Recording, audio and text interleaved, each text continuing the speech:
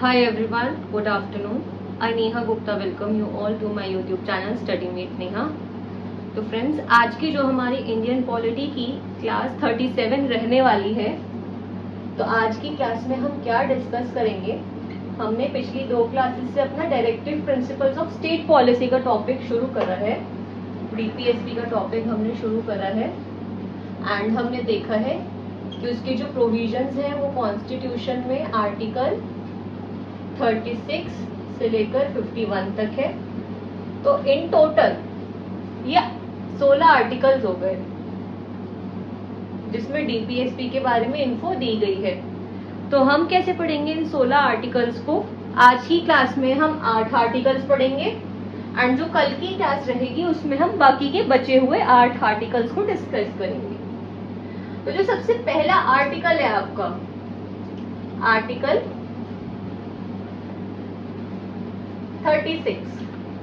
Article 36 जो है आपका, उसमें कुछ ज्यादा नया नहीं है। ज्यादा नया नहीं है का मतलब ये है कि जब हमने फंडामेंटल राइट्स का टॉपिक शुरू करा था तो इसमें मैंने आपको यही बताया था ना सबसे पहले कि जब लोग फंडामेंटल राइट्स की बात करते हैं तो वो आर्टिकल 12 एंड 13 को नेग्लेक्ट कर देते हैं। वो सीधा सीधा आर्टिकल 14 से पढ़ाना शुरू कर देते हैं या फिर खुद भी पढ़ना शुरू कर देते हैं।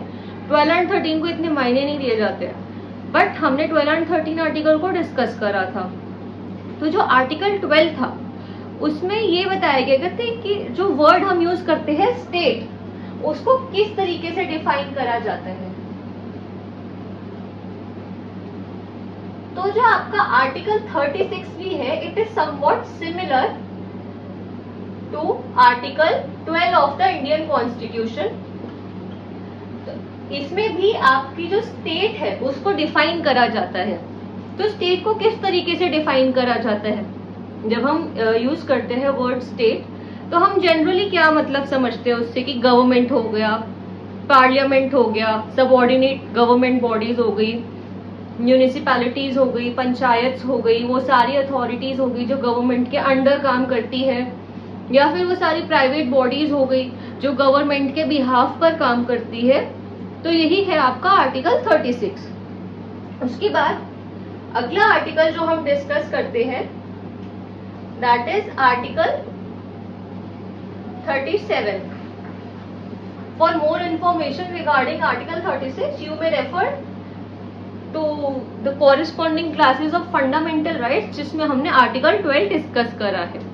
तो जो आपका आर्टिकल 37 है वो क्या कहता है, आपका आर्टिकल 37 है वो ये कहता है कि वैसे तो हमें पता है कि जो डीपीएसपी है they are not justiciable in nature.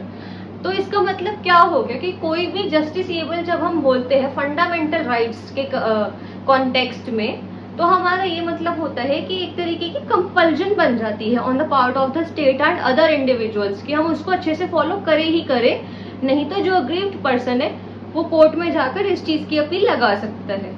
तो हम ये बोलते हैं कि ऑल दो जो हमारे डीपीएसपी है चाहे वो जस्टिसेबल इन नेचर नहीं भी है, बट जो गवर्नमेंट है उसको पॉलिसी फॉर्मुलेट करते हुए जो भी पॉलिसी वो बना रही है उसमें directive principles of state policy को जरूर मेंशन करना चाहिए। तो इसके कीवर्ड्स क्या हो गए, ऑल्दो डीपीएसपी नॉट justiciable,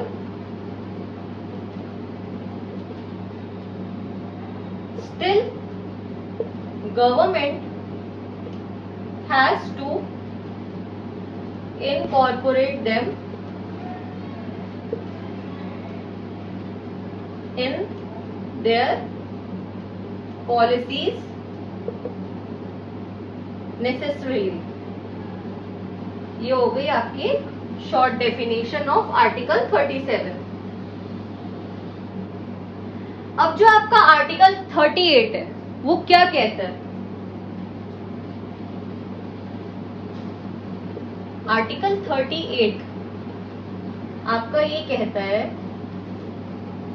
कि जो इंडियन गवर्नमेंट है it aims to formulate a welfare state, कि सब लोगों का वेलफेयर हो एंड ऐसा सोसाइटल ऑर्डर होना चाहिए, ऐसे सोशल ऑर्डर होना चाहिए जहां पर social, economic, and political justice हो and equality as well.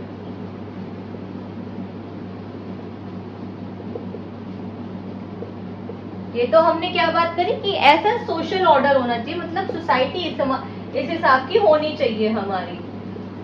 But जब 44th अमेंडमेंट आया तो उसने एक क्लॉज 2 भी ऐड कर दिया आर्टिकल 38 में। वो क्या क्लॉज था? वो ये क्लॉज था कि जिसे हम इनकम इनइक्वालिटीज देखते हैं, अपॉर्चुनिटी में इनइक्वालिटी देखते हैं, हम स्टेटस में इनइक्वालिटी देखते हैं, तो जो स्टेट है उसको इस हिसाब से अपनी एक्टिविटीज को कैरी ऑन करना चाहिए, अपनी ऐसी पॉलिसीज को फॉर्मुलेट करना चाहिए कि वो इनइक्वालिटीज को खत्म कर दे, कम कर दे। गवर्नमेंट, इसका क्या लिखेंगे हम? Government should work in the direction so as to reduce income, wealth, job and opportunities inequality।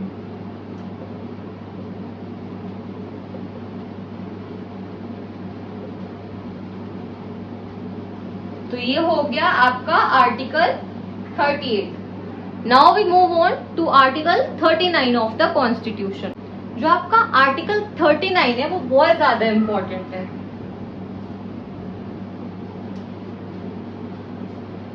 जो आपका आर्टिकल 39 है वो ये कहता है कि India promotes itself to be a welfare state. Welfare state क्या होती है कि जहां पर जो सारे लोग रह रहे हैं उन सबका फायदा हो, उन सबका ही डेवलपमेंट हो, कोई भी एक इंसान पीछे ना छूटे।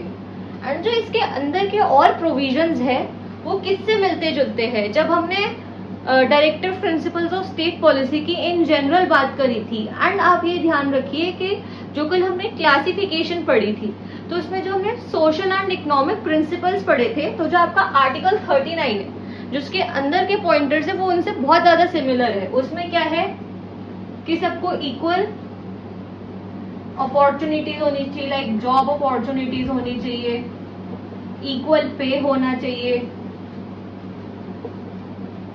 एंड लाइक ह्यूमन कंडीशंस होनी चाहिए वर्क की,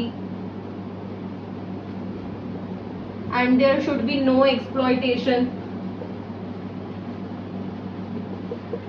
and कोई भी इंसान है तो उससे कोई भी फोर्सफुल काम ऐसा नहीं कराया जाएगा जो उसकी कैपेबिलिटी के बाहर हो या फिर उसकी कैपेबिलिटी को वो अंडरमाइन करे। No forced labour.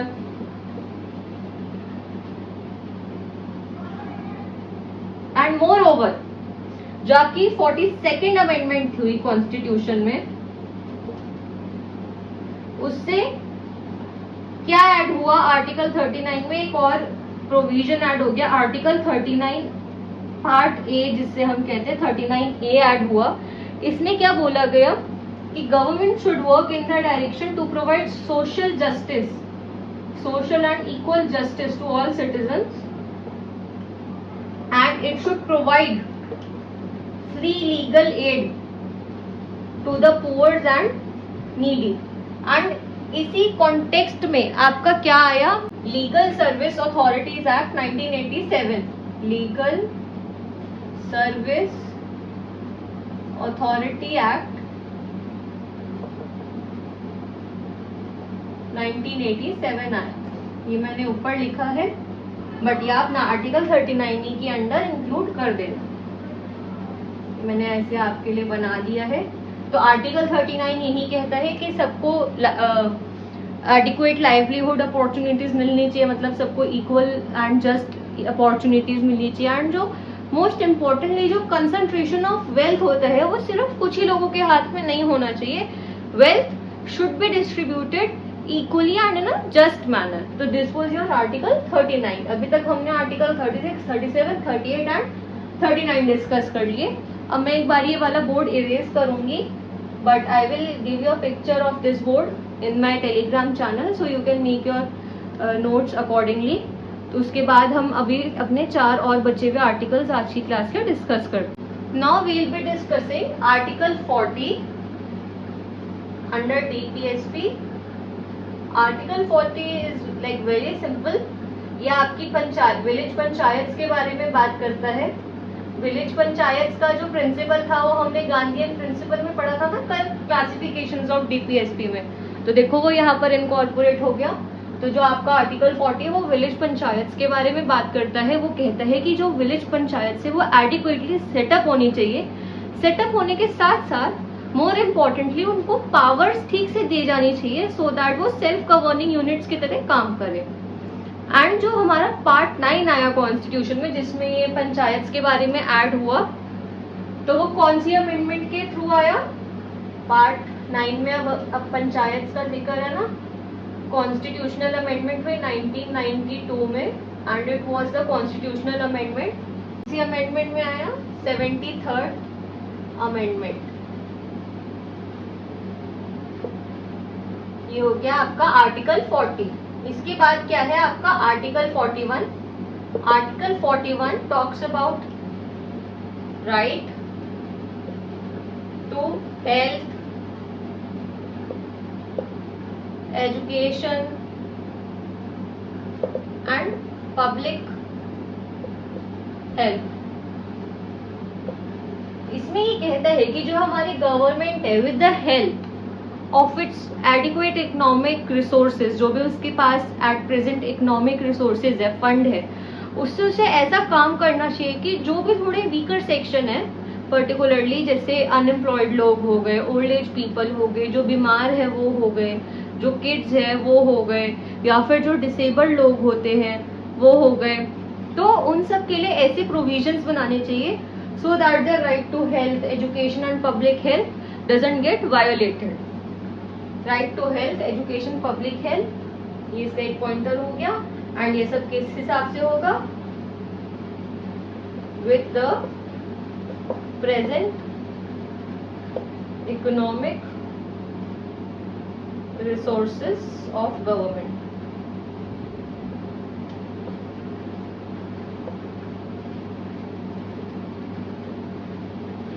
Now we move on to article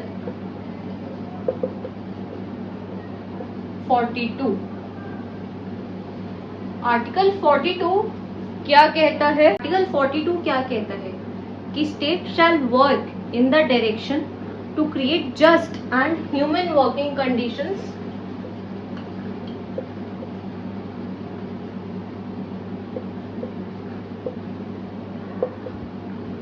and it also talks about the maternity benefits that are provided to the employees. And इसी डायरेक्शन में गवर्नमेंट ने कुछ कुछ ऐसे एक्ट्स निकाले सो दैट ये प्रिंसिपल्स अच्छे से इम्प्लीमेंट करे जाए. क्या क्या आया? इंडस्ट्रियल डिस्प्यूट एक्ट आ गया आपका, और क्या आ गया? मैटरनिटी रिलीफ एक्ट आ गया.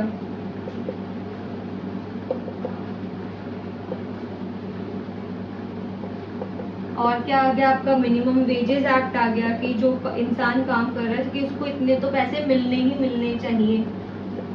ये सारे एक्ट इसीलिए आए कि ये जो प्रोविजंस है दो, ये अच्छे से इम्प्लीमेंट करे जा सके. एंड लास्टली जो आपका आर्टिकल 43 है, it talks about the cottage industries.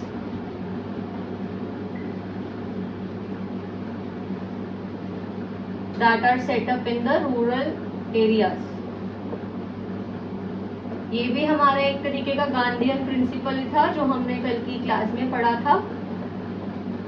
मैंने आपको कल भी बोला था ना कि ये जो सारे प्रिंसिपल्स है आप आर्टिकल वाइज देखेंगे कि इनको कैसे इनकॉर्पोरेट करा गया है. तो जो आपका आर्टिकल 3 है वो आपकी बेटरमेंट की बात करता है. किसकी बेटरमेंट की बात करता है? आपकी कॉटेज इंडस्ट्रीज की, जो आपकी रूरल एरियाज में सेटअप करी गई. Talk about article 43 which is important to discuss.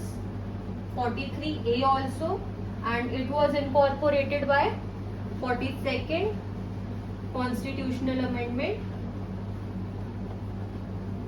1976।